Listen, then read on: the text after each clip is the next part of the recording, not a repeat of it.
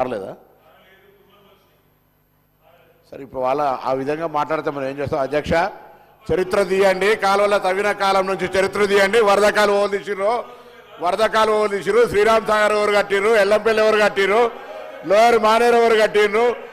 ఆ 9వ package upper మానేరే పూర్తి చేయనటువంటి శాసనసభ్యుడు సిరిసిల్ల 10 ఏళ్ళు యువరాజు ఆయన మాట్లాడితే ఎట్లా అధ్యక్ష అందుకే ఇవాళ గోదావరి పరివాహక ప్రాంత బిడ్డగా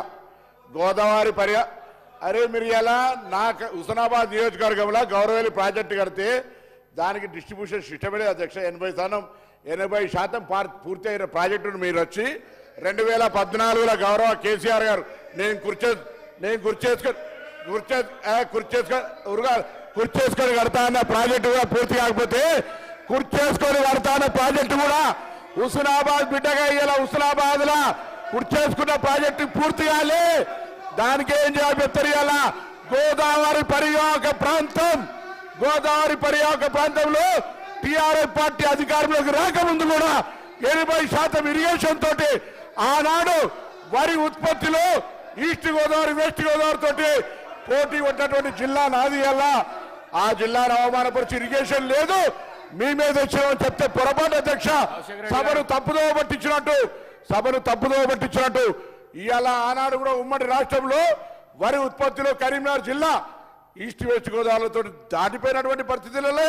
పిలువండి మాజీ శాసనసభ్యులు ఇక్కడ చరిత్రలో ఉన్నటువంటి పౌర సరఫరాల శాఖ మంత్రులు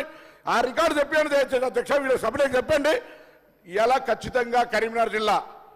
ఎల్లంపల్లి ప్రాజెక్టు కావచ్చు లోయర్ మానేరు నేను చిన్న పిల్లవాడినప్పుడే కట్టిన అధ్యక్ష వీళ్ళు ఇలా కొత్తగా దానికి వచ్చి నేను అడుగుతా కడియం శ్రీహరి గారు ఇలా మీ ప్రాంతం గణపురం నియోజకవర్గానికి కూడా నీళ్ళు వచ్చే గౌరవేలి ప్రాజెక్టు పరిస్థితి ఏంది ఎందుకు పూర్తి చేయించలేకపోయారు 10 సంవత్సరాల ఏం పూర్తయింది మాకు తెలియదు నీళ్ళు ఇవ్వను ఇప్పుడు నీళ్ళు ఇవ్వనండి నేను అక్కడ ఎమ్మెల్యేను గౌరవేలి ప్రాజెక్టు పూర్తయిందంటే ఎందుకు నీళ్ళు ఇస్తలేరు అని అడుగుతాను ఇలా నేను కాలువలు ఎక్కడున్నాయి రండి మీరు ఒక సభ కమిటీని సంఘాన్ని రమ్మని ప్రత్యక్ష అబద్ధం వాళ్ళు చెప్తున్నా నేను చెప్తున్నా తెలుసా అధ్యక్ష ట్యాంక్ బండ పూర్తయింది దాన్ని నింపు కానీ కాలువలే లేవు ఇట్లా వాళ్ళు ఏది పడతారు తప్పుడు సమాచారంగా కాలువలే లేవు కాంగ్రెస్ హయాంలో నీళ్ళే లేవు అని మాట్లాడితే ఎట్లా అధ్యక్ష తుమ్మలు మలిసినాయి జాగ్రత్త కూర్చో బాగా మాట్లాడితే ఎట్లా బాగా మాట్లాడితే కూర్చో ఎవరికి ఇదే మర్యాద బయటికి పోయి మా దగ్గర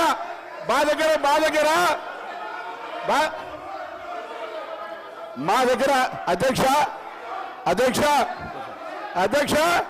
నేను వాళ్ళు భయపెట్టిస్తే భయపెట్టారు కాదు కూర్చో అంటే కూర్చోమనడానికి ఏం కాదు నేను పాలేరు కాదు వాళ్ళు కూర్చోనగానే కూర్చోడానికి పాలేరు కాదు